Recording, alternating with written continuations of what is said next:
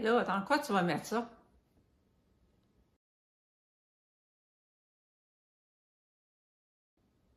Je pense que vous vous souvenez, dans d'autres vidéos, j'ai dit je ne veux absolument pas prendre de plastique. Alors, la solution, une boîte de carton. La boîte de carton devait pouvoir prendre le cerceau de 6 pouces, et plus à cause de l'anneau, ainsi que tout le matériel. Comment je fais pour minimiser les coûts et maximiser l'impact? Comme vous commencez à le savoir, je pense, je veux que ça soit vraiment de classe, le packaging. Là, je regarde là parce qu'il est là. Je vais vous le montrer bientôt.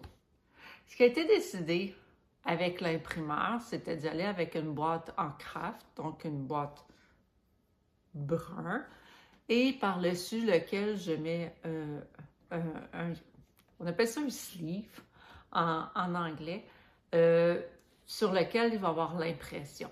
Je l'ai fait très standard. Par la suite, je vais rajouter des autocollants dépendant du kit que je vais pouvoir mettre dedans. De cette façon-là, ça me permet d'avoir toujours en stock l'emballage, qui est quand même complexe à avoir, et de pouvoir l'ajuster avec ce que je vais mettre à l'intérieur. Mais qu'est-ce que ça donne? Roulement de tambour. Voici. Je suis très fière de vous présenter mon emballage pour mes créatures brodées. Voilà.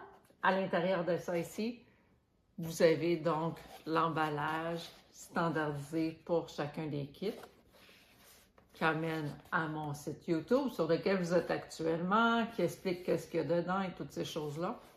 Et la particularité, c'est que l'autocollant avec la pièce et le niveau de difficulté va changer dépendant c'est quel kit. Mais ça fait ça. Vous trouvez pas? Ça a l'air d'une boîte cadeau tout de suite en partant.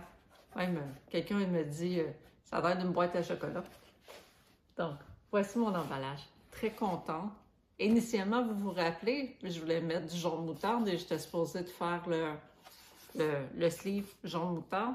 Il y a eu un changement avec l'imprimeur, on a discuté tout ça et je suis très contente qu'on ait discuté plus. De là l'importance de parler avec les spécialistes avec qui vous allez travailler. Des fois, ils en savent plus que vous, alors en parlant avec l'imprimeur parce qu'il y avait un problème pour aller chercher la couleur. Mon jaune, il n'est pas facile. Fait qu'il était très complexe d'aller chercher le jaune par l'imprimeur. Donc, elle m'a proposé, elle m'a appelé pour me dire quoi faire et je me suis dit, allons-y dans le blanc. Et je suis très contente de l'avoir fait parce que les autocollants n'auraient jamais ressorti aussi bien si ça avait été dans le jaune. Dans le fond, ça a été la meilleure décision que j'ai pu prendre. Voilà. Ça, c'est la première. Le sleeve est assez serré dessus, fait que juste mettre ça, ça va être assez compliqué. Mais prochaine vidéo, on espère avoir reçu le tissu et c'est tout ce qui me manque. On espère avoir reçu le tissu pour commencer à monter les 158 kits que je vais apporter pour le lancement et 2-3 mai prochains. Oui, 2-3 mai, ça s'en vient. Est-ce que vous êtes inscrit à l'atelier? C'est pas celle-là qu'on va faire, c'est le hibou, mais si jamais vous voulez venir à l'atelier, inscrivez-vous. N'oubliez pas de vous inscrire et de me suivre sur les médias sociaux. À bientôt!